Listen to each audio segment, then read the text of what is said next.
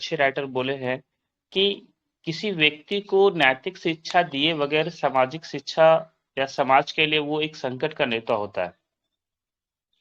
और मुझे ऐसा लगता है कि ये मंच जो है हमें टेक्निकल नॉलेज के साथ साथ वो नैतिक शिक्षा भी हमें देती है, जिससे हम एक दूसरे का रिस्पेक्ट करना, एक दूसरे के को कदर करना, एक दूसरे के प्रति पॉजिटिव भाव रखना, एक दूसरे का सम्मान करना, ये हमें सिखाती है। ये मंच हमें सिर्फ प्रैक्टिकल नॉलेज नहीं, हर एक बातें वो सिखाती है, जिससे हम अपने समाज में एक विशिष्ट स्थान पा सकते हैं। हमें, क्योंकि मानव जीवन तो निश्चित है हर किसी का एक जैसा ही है, लेकिन हर एक व्यक्ति की अपनी इच्छा होती है। किसी को सफल होने की इच्छा होती है, तो किसी को खुशीपूर्वक अपने कर्तव्य निभाने की इच्छा होती है, किसी को अपने पर्पस पाने की इच्छा होती है, तो किसी को जीने का मकसद को पूरा करने की इच्छा होती है, किसी को अपने टारगेट पे मीट कर उस टारगेट को पाने की इच्छा होती है, किसी को भौतिक सुख सुविधाओं का पाने की इच्छा होती है। दैट मीन हर एक इंसान के पास इच्छाएं हैं,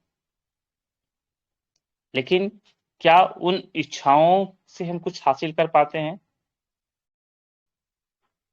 लोग, कभी कभी लोग अपनी अंतरात्मा को बेच के इच्छाएं पूरा करना चाहते हैं। अंतरात्मा बेचने का तात्पर्य साथियों कि लोग अपने सिद्धांत को बेच देते हैं, लोग मानवता को बेच देते हैं और बेचकर अपनी इच्छाओं की पूर्ति करना चाहते हैं।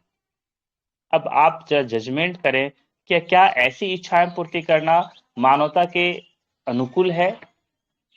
कभी नहीं हो सकता। निश्चित रूप से आया कि नहीं, ऐसी इच्छाएं पूरी होनी नहीं चाहिए जहां पे किसी के कष्ट देकर या किसी के मन को कष्ट पहुंचा के हम अपनी इच्छा पूर्ति करने जा रहे हैं।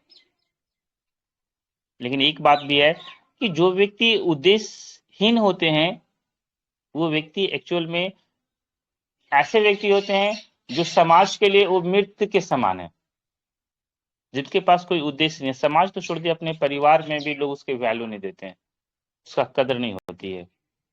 लेकिन मुझे गर्व है इस बात का कि इस मीटिंग में उपस्थित, इस सीडी ग्रुप में उपस्थित जितने लोग हैं, सबके पास एक अपना उद्देश्य है, एक अपना लक्ष्य है, और वो लक्ष्य हमें लगन पैदा करने के लिए मोटिवेट करती है। वो लक्ष्य हमें लगातार अपने दृढ़ता पे बने हुए रहने के लिए प्रेरित करती है। वो लक्ष्य हमें हमारे अंदर की शक्ति को बढ़ाती है। हम देख पा रहे हैं कि आज हमें किसके साथ पीबीसी मीटर टोकन का डिस्कस करना है, आज अपॉइंटमेंट किसकी है। जब हम वो काम करते हैं तो निश्चित हमें खुशी मिलती है और हमें ऐसा महसूस होता है कि मानो मैंने एक अच्छा कार्य किया। जब प्रत्येक दिन की टारगेट हमारे पास होती है तो हम अपने उद्देश्य के करीब पहुंचते हैं और धीरे धीरे अपने समाज में एक बेहतर जगह बना लेते हैं, जहां पे लोग हमें एक अलग तरीके से, या लोग कहते हैं लोगों की नजरें हमारी एक अलग इंप्रेशन बन पाती है। लेकिन अगर जिस दिन का लक्ष्य नहीं होता है, सोचिए वो दिन आपका बर्बाद हो जाता है। यानी लक्ष्य के बगैर अगर एक दिन बर्बाद हो सकता है, तो लक्ष्य के बगैर पूरी जीवन भी बर्बाद हो सकती है। यानी हम अपनी जिंदगी को उसी हिसाब से जीते हैं जिस हिसाब से हम अपने आप को तय करते हैं।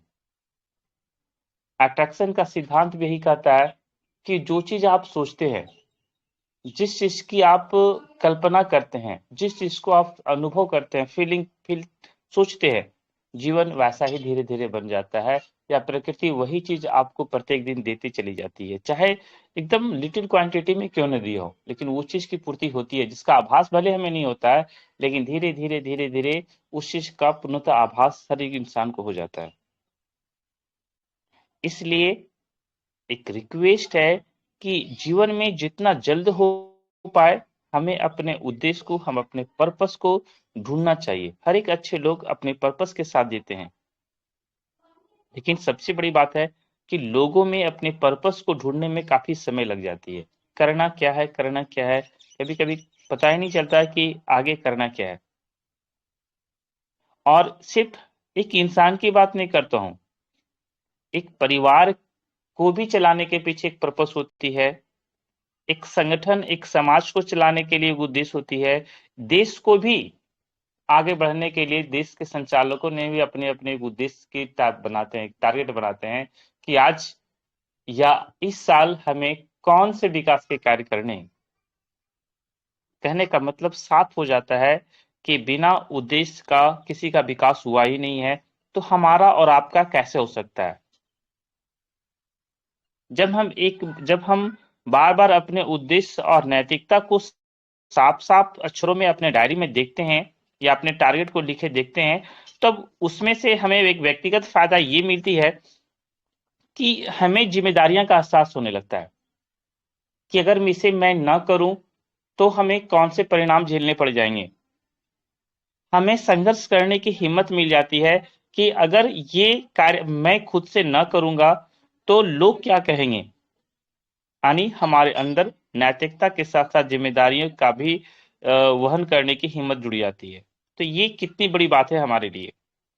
हम जागरूक हो जाते हैं, हमारे अंदर संकल्प हो जाते हैं, संकल्पित हो जाते हैं कार्य के लिए, हम दृढ़ता के साथ खड़े रह जाते हैं ताकि हम अपने पर्पस पे, हम अपने टारगेट को पा लें और लोग हमारा फॉलोवर बने। ऐसा कोई बात नहीं है, लेकिन निश्चित जब हम सफल हो जाते हैं तो लोग हमारा फॉलोवर बनते हैं। लोग हमारी बातों को, लोग हमारे कार्यों को, लोग हमारे बिहेव को भी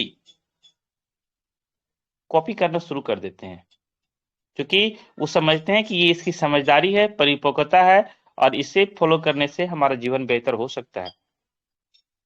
कि एक एक वाक्य है महात्मा गांधी का है कि वो कहते हैं कि पढ़ो इस तरह जो तुम्हें सदा जीना है, हमेशा जीना है, तुम्हें मरना नहीं है, लेकिन जियो ऐसा जैसे तुम्हें कल मर जाना है।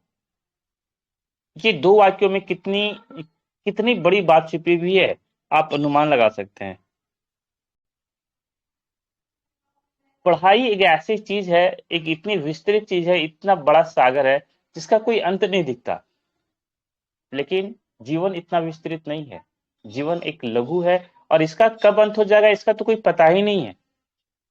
तो जीने में हमें किसी तरह का भाव या द्वेष या किसी तरह का लालच ऐसा करना ही नहीं चाहिए, क्योंकि एक दिन अगर आप कल्पना करें या मैं खुद कल्पना कर सकता हूं कि अगर मुझे आभास हो जाए कि हमारी जिंदगी सिर्फ एक सप्ताह की है, तो क्या लगता है कि एक सप्ताह के दौरान हम किसी से बकझक करेंगे या किसी से हम ऐसा डिस्कशन, हॉट डिस्कशन हो जाएगा जिससे मेरा उसका रिलेशन खराब हो जाएगा? निश्चित रूप से ऐसा कभी नहीं होगा, या ऐसा हम कभी सोच नहीं सकते हैं। लेकिन यही बात को अगर हम शिक्षा में लगाएं तो हमें लगता है कि इंसान को पढ़ाई या पढ़ाई मतलब सीखना, हम मीटिंग में आ रहे हैं तो प्रतिदिन सीख रहे हैं। तो ये मत सोचना है कि हमें आज सीखनी है, कल सीखनी है, परसों सीखनी है। ऐसा मानना है कि हम जब तक जीवित रहेंगे हमें प्रत्येक दिन सीखना पड़ेगा, प्रत्येक दिन अपडेट होना पड़ेगा, तब कहीं जाके समाज में हम एक अपनी अपनी बातें रख पाएंगे और बेहतर कर पाएंगे। क्योंकि हम सब जानते हैं कि हमारा जो पर्पस है वो, या हमारा जो इस सिस्टम को कार्य करने का तरीका है कि हम दूसरे को मदद किए बिना हम अपनी मदद नहीं कर सकते। ये ठीक सही बातें हैं। हम दूसरे को फायदे पहुंचाए बिना हम खुद को फायदा नहीं पहुंचा सकते। हम दूसरे को खुशहाल किए बिना हम खुशहाल नहीं रह सकते। ये हमारा सिद्धांत है, ये एमएलएम का सिद्धांत कहता है और इसके अनुरूप ही हम कार्य भी करते हैं। क्योंकि हम सब जानते हैं कि पूरी ब्रह्मांड के पास कुछ न कुछ उद्देश्य हैं। एक सुपर पावर के पास भी कुछ उद्देश्य होते हैं। तो अगर इस धरती का निर्माण होने के पीछे अगर कोई उद्देश्य है, सोचिए एक बड़ी बात है, तो कहीं ना कहीं हमारा जीवन में भी एक उद्देश्य छिपा होगा, जो कि हमारा निर्माण भी प्राकृतिक रूप से ही हुआ है। हम इस विशाल तस्वीर का अगर एक हिस्सा है तो निश्चित है कि इस हिस्से में हमारी भी एक जिम्मेदारी बनती है। हम भी अपने समय को सार्थक बनाने में दिन प्रतिदिन मेहनत करते हैं, तब कहीं एक बेहतर होता है। एक बार एक Albert Einstein, doctor Albert Einstein से पूछा गया कि आप यहाँ क्यों आए हैं, आपके जीवन का क्या पर्पस है? तब उन्होंने एक जवाब दिया कि अगर मैं मानूं कि ये पूरी ब्रह्मांड की रचना एक घटना से हुई है, तो हमारी भी उत्पत्ति एक घटना से हुई है। अगर इस ब्रह्मांड की रचना के पीछे भी अगर कोई उद्देश्य है, तो हमारे जीने के पीछे भी उद्देश्य है, और निश्चित हमें ये बात जानना पड़ेगा।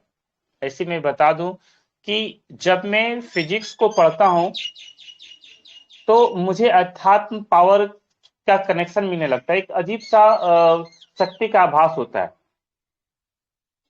कहने का तात्पर्य है कि जब इंसान अपने पर्पस के साथ रहता है, तो उसके अंदर एक अजीब सी ताकत होती है, अजीब सी ऊर्जा होती है, और उस ऊर्जा के साथ हम अपने जीवन को बेहतर कर पाते हैं। उनका मानना था कि मैं उस काम में असफल होना पसंद करूंगा जिस काम में मैं सफलता की कामना करता हूं। मैं उस काम में असफल होना पसंद करूंगा जिस काम में मैं सफल होने की कामना करता हूं, बगैर उस काम में सफल होना नहीं चाहूंगा जिस काम में सफलता की इच्छा मुझे नहीं है, या जहां पे मेरे लक्ष्य की प्राप्ति नहीं है। तो कहने का तात्पर्य है कि हर एक व्यक्ति के पास अपना एक लक्ष्य होना चाहिए। क्या आपके पास आज का लक्ष्य है? क्या आपके पास इस जीवन का लक्ष्य है? तो आप बेहतर जीवन, बेहतर इंसान बन सकते हैं, और अपने जीवन को अन्य लोगों की अपेक्षा बेहतर बना सकते हैं। तो साथियों, मेरे टॉपिक पे मैं कुछ कवर करने का प्रयास किया। मैं पुनः धन्यवाद देना चाहता हूं मीटिंग में उपस्थित हर एक लीडर को,